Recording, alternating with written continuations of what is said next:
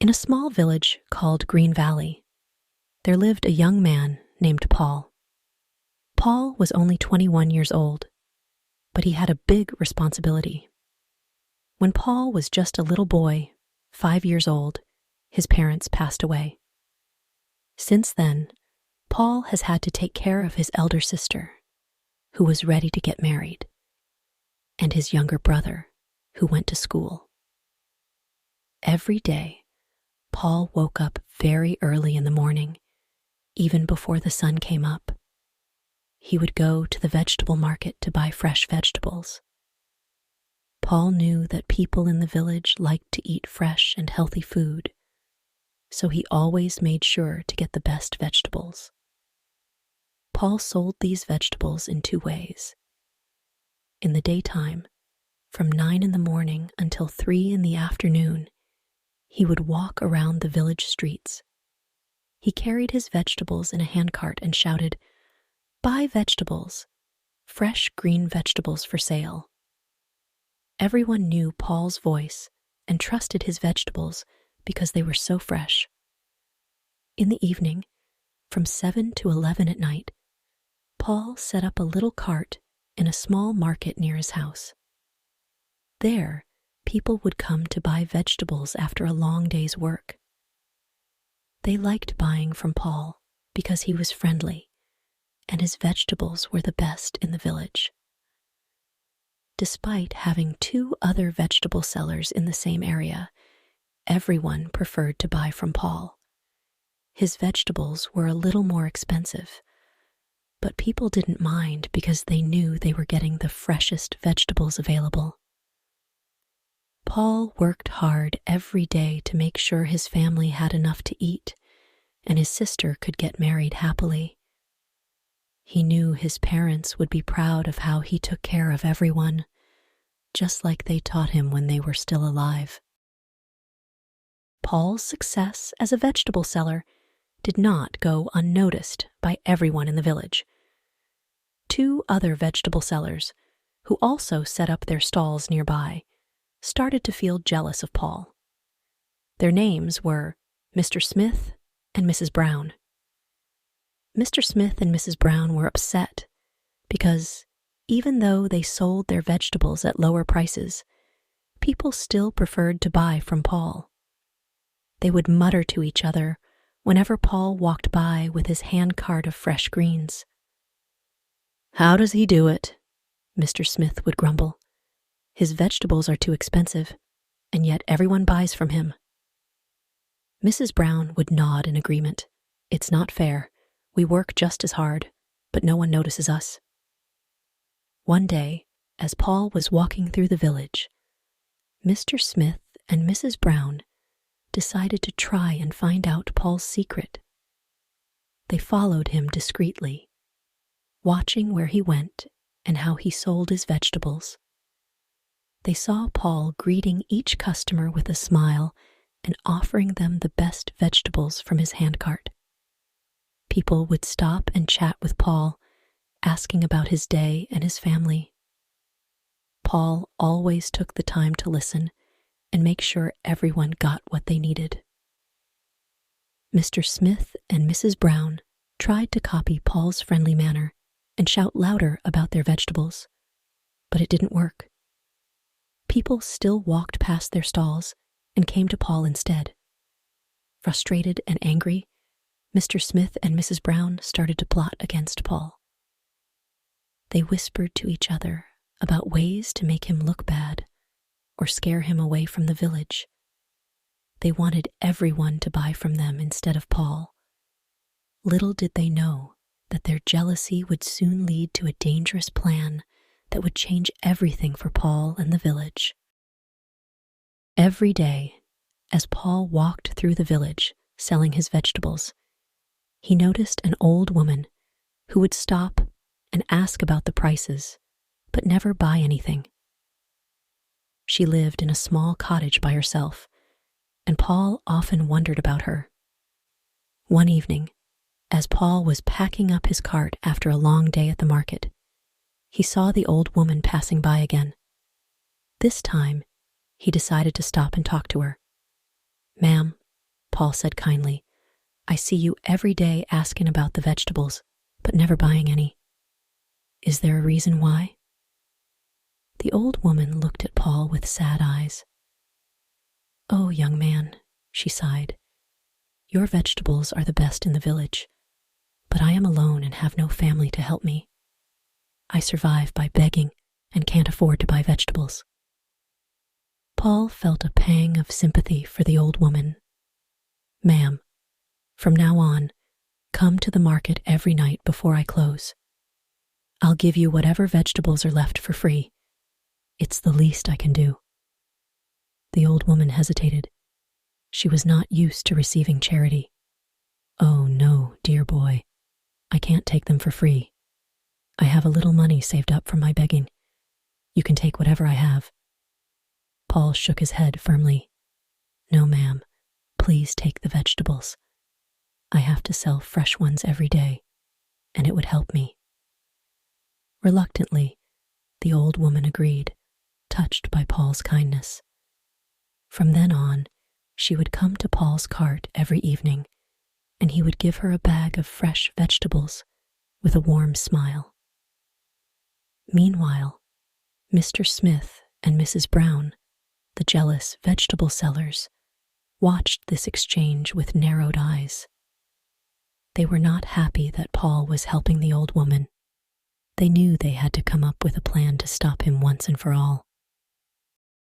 Mr. Smith and Mrs. Brown couldn't stand seeing Paul's kindness towards the old woman. They felt more jealous and angry than ever before. They wanted to teach Paul a lesson and make sure he wouldn't be the best vegetable seller in the village anymore. One gloomy evening, as Paul was packing up his cart after another successful day at the market, Mr. Smith and Mrs. Brown secretly followed him. They waited for the perfect moment when Paul was alone on a deserted road. Suddenly, they jumped out of their hiding place and confronted Paul. So, Paul, Mr. Smith sneered, you think you're better than us, huh? Selling your expensive vegetables and giving them away for free to beggars? Mrs. Brown chimed in, you've gotten too big for your boots, Paul. It's time we teach you a lesson. Paul was startled and scared. He had heard rumors about Mr. Smith and Mrs. Brown not liking him, but he never thought they would go this far. What do you want from me? Paul asked, trying to keep his voice steady. We want you to leave the village, Mr. Smith said with a menacing glare. We don't want competition like you around here. Paul looked around, hoping someone would come to help him. But the road was empty, and it was getting darker by the minute. Just when things seemed hopeless, the old woman happened to pass by. She saw Mr. Smith and Mrs. Brown shouting at Paul and immediately understood that he was in trouble. Help! Somebody help! The old woman screamed at the top of her lungs. Save him, someone! Startled by the old woman's cries, Mr. Smith and Mrs. Brown realized they had been seen. They exchanged frightened glances, and then, without another word, turned and ran away into the night. Paul stood there, shaking with fear and relief. The old woman rushed to his side, her eyes full of concern. Are you all right, my dear boy? She asked, touching his arm gently. Paul nodded, still trying to catch his breath. Thank you. Thank you so much, ma'am. You saved my life. The old woman smiled warmly. I couldn't just stand by and do nothing. You've been so kind to me, Paul. How could I not help? Paul hugged the old woman gratefully. I don't know how to thank you. You don't need to, the old woman said softly. You've already done enough for me. As they walked back to Paul's house together, Paul made a decision. He couldn't let the old woman go back to her lonely cottage. She had become like family to him, and he wanted her to stay with him and his siblings. Paul and the old woman walked back to his house, their steps lighter now that the danger had passed. Paul couldn't stop thinking about how the old woman had saved him from Mr. Smith and Mrs. Brown. "Ma'am," Paul said as they reached his doorstep, "I can't thank you enough for what you did back there.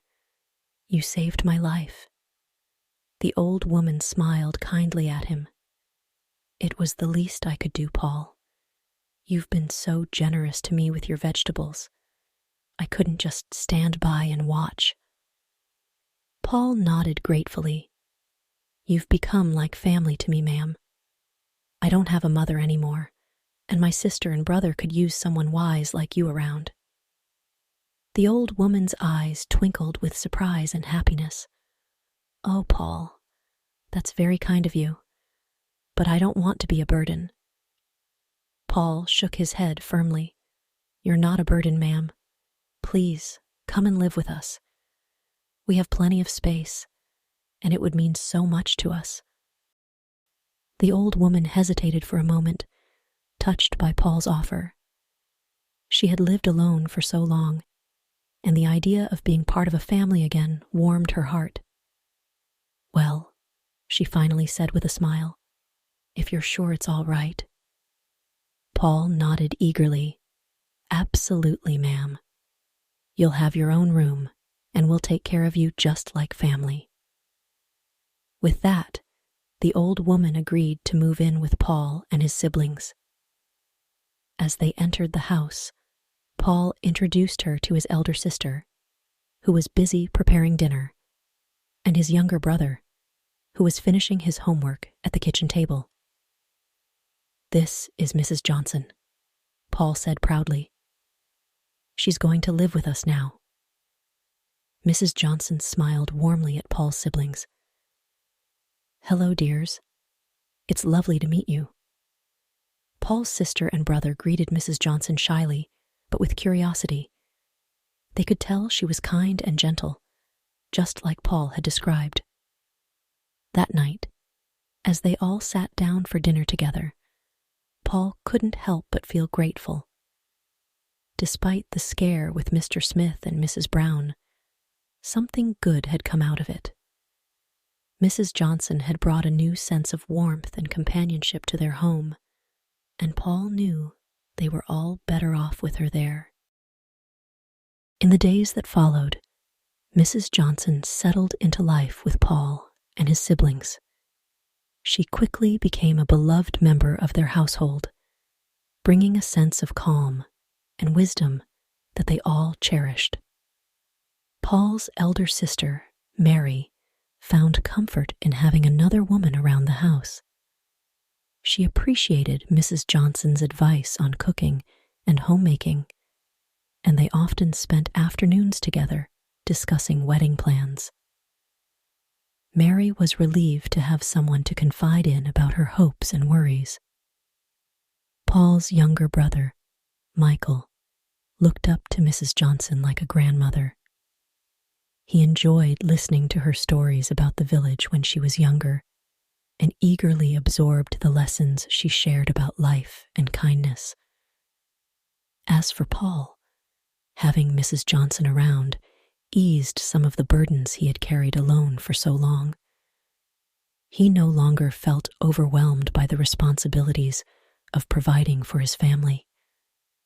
With Mrs. Johnson's help, he could manage the household more effectively, ensuring everyone was cared for and looked after. The evenings became a time for the family to bond even more deeply.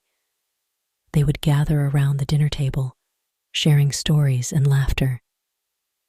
Mrs. Johnson's presence brought a sense of unity and happiness that Paul had missed since his parents passed away. One day, as they sat in the garden enjoying the afternoon sun, Paul expressed his gratitude to Mrs. Johnson once again. "I can't thank you enough for coming into our lives, Mrs. Johnson," he said sincerely. "You've brought so much joy and peace to our home." Mrs. Johnson smiled warmly. "Oh, Paul, you and your siblings have been a blessing to me as well. I never expected to find such a loving family to belong to." Paul's heart swelled with happiness. He knew that having Mrs. Johnson with them was not just about having another person in the house. It was about having someone who cared deeply for them, someone who understood the hardships they had faced and was willing to share in their joys and sorrows. As they sat together that evening, Paul silently vowed to always cherish and protect the newfound happiness they had found as a family.